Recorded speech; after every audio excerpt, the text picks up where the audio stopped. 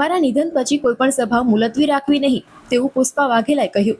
સતત 3 વખતથી વડોદરા મહાનગરપાલિકાની સામાન્ય સભા મુલતવી રાખવામાં આવે છે। લોકોના અને પ્રજાના કામો ઉપર તેની ગંભીર અસરો થઈ રહી છે। 28 તારીખે સ્થાનિક સ્વરાજ્યની ચૂંટણીના પરિણામ આવ્યા બાદ પણ એક સભા થઈ નથી। સતત સભા મુલતવી રાખવામાં આવ્યાના કારણે કોંગ્રેસ કોર્પોરેટર પુષ્પા વાઘેલાએ મેયરને પત્ર લખ્યો। તેમના તથા તેમના પતિના અવસાન બાદ કોઈ પણ સભા મુલતવી રાખવામાં આવે નહીં તેવું પત્રમાં લખ્યું। જિલ્લા પંચાયતમાં આવું નથી તો વડોદરા મહાનગરપાલિકામાં કેમ? 28/4/2026ના દિવસે રિઝલ્ટ આવ્યું સ્થાનિક સ્વરાજ્યની ચૂંટણીનું। વડોદરા કોર્પોરેશનમાં કોર્પોરેટર તરીકે 76 કોર્પોરેટરો બેઠા। હાલમાં તમે જુઓ વડોદરા શહેરની જે દુર્દશા છે, પ્રી મોન્સૂન કામગીરીના નામે જે પોકળ દાવાઓ છે, આખું શહેર ખાડામાં છે। ફતેગંજ બ્રિજ એક મહિનામાં કેટલા મોટા અકસ્માતો થયા, એની સાથે એક આશાસ્પદ યુવતીનું કોલેજમાં જતાં મોત થયું। ત્યારે આ લોકોની લાગણી નથી બતાવતા એમના વ્યથિત પરિવારોના ત્યાં જઈને, પણ દિવંગત આત્મા પૂર્વ કોર્પોરેટરો હોય એમના માનમાં સભાઓ મુલતવી રાખીને આજે 28/4/2026થી લઈને 10/8/2026 થઈ 4 મહિના થયા, એક પણ કામ થયું નથી। અને આજે 1987ની સાલમાં જે કોર્પોરેટર હતા એ દિવંગત થયા, એમના માનમાં એમણે 10/8/2026ની બંને સભા મુલતવી કરી દીધી। એટલે વ્યથિત દિલે અમે જીવતા જીવ મેયરશ્રીને લેખિતમાં આપ્યું છે। મેં અને મારા હસબન્ડ એ 2000થી 2005 કોર્પોરેટર હતા કે આ વડોદરા શહેરની દુર્દશાથી અમે વ્યથિત છે।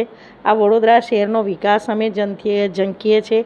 આ વડોદરા શહેરના લોકો સાથે અમે જોડાયેલા છે, અમારા વોર્ડ સાથે પ્રજાલક્ષી કાર્યો સાથે જોડાયેલા છે। ત્યારે અમે બેમાંથી ગમે તે અમે મૃત્યુ પામીએ તો અમારા માનમાં તમે જે આ સભા મુલતવી કરો છો એ મહેરબાની કરીને ના કરતા તમે લોકોના કામ કરજો, એના માટે મેં લેખિતમાં આજે આપ્યું છે જ નહીં। સભા મુલતવી કરવાનો નિયમ નથી, પ્રણાલિકા છે કે કોઈ રાજકીય ક્ષેત્રે કામ કર્યા હોય અને એ જ્યારે દિવંગત થાય તો એમના માનમાં 2 મિનિટ મૌન પાળવાનું।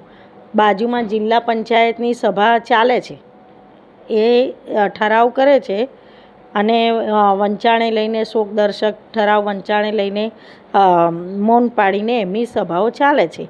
તો વડોદરા મહાનગર સેવા સદન 2015થી જેમ જેમ એમને સત્તા એક હાથું મળતી ગઈ એમ વિપક્ષના સભ્યો વડોદરા શહેરની જનતાનો અવાજ બને અને લોકોમાં એક જાગૃતતા ફેલાય, વિકાસના કામો બાબતે બોલે, નિષ્ફળ વહીવટીતંત્ર માટે બોલે, ખોટી ડિઝાઇનના બનતા બ્રિજ માટે બોલે કે આખું શહેર ખાડોદરામાં થઈ ગયું એમાં બોલે, કે ગંદા પાણી બાબતે, ઉભરાતી ગટરો બાબતે, કે વિશ્વામિત્રી બાબતે, કે કાંસો બાબતે બોલે, એ ના બોલે એના માટે થઈને એનકેન પ્રકારે મને તો એવું લાગે છે કે આ લોકો રાહ જોતા હોય કે ક્યાંક અમે સભા મુલતવી કરવાનો મોકો મળે।